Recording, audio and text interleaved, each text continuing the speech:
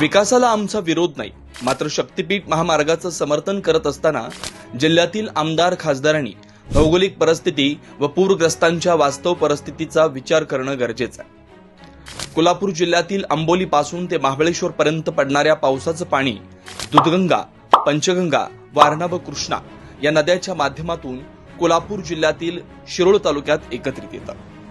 वरील सर्व नद्यांच्या पात्रातून दैनंदिन जवळपास 4 ते 5 लाख क्युसेक पाणी दैनंदिन प्रवाहित होतं। या पाण्याला शक्तीपीठ महामार्गाच्या भरावाचा व पुलाचा बांध तयार होणार आहे। यामुळे हजारो एकर शेती पाण्याखाली जाणार आहे। प्रयोगशील व आधुनिक शेतीमुळे संपूर्ण देशात ज्या कोल्हापूर जिल्ह्याची ओळख सधन जिल्हा म्हणून निर्माण झाली आहे ती पुसण्यास जास्त वेळ लागणार नाही। औद्योगिक क्षेत्रात प्रगतीवर असणारा कोल्हापूर जिल्हा साखर उद्योगात देशात अग्रगण्य आहे। पुराच्या पाण्याचा निचरा दीर्घकाळ न झाल्यास शारपड जमिनीचं प्रमाण वाढणार आहे।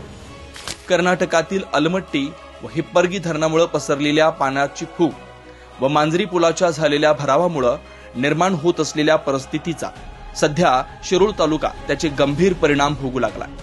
जो कोल्हापूर जिल्हा ऊस पिकाबरोबर भाजीपाला उत्पादनात अव्वल होता, त्या जिल्ह्यात बेभरवशाच्या पूर परिस्थितीमुळे भाजीपाल्याचं होत असलेल्या अतोनात नुकसानीनं शेतकरी भाजीपाल्याऐवजी ऊस पिकाकडे वळला असल्याचं आकडेवारीवरून स्पष्ट होत आहे। सरकारने कितीही तंत्रज्ञानाचा अवलंब केला तरी ग्लोबल वॉर्मिंगमुळे होणारी अतिवृष्टी व ढगफुटी यामुळे सह्याद्री घाटमाथ्यावर पडणारं पावसाचं पाणी ज्या जोरदार प्रवाहानं नदीपात्रात मिसळतं, त्यानंतर पुणे बेंगलोर महामार्गाखालील पश्चिम बाजूस पाण्याला संत प्रवाह असल्यानं कोल्हापूर व सांगली जिल्ह्यातील नद्यांच्या पात्राबाहेर पसरतात।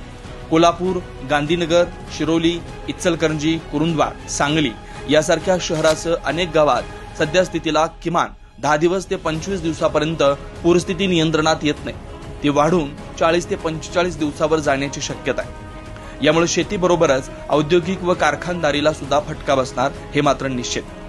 जेव्हा वेळ आपल्या हातातून निघून जाणार आहे तेव्हा काळ आपल्याला माफ करू शकणार नाही, हे मात्र लक्षात ठेवावं।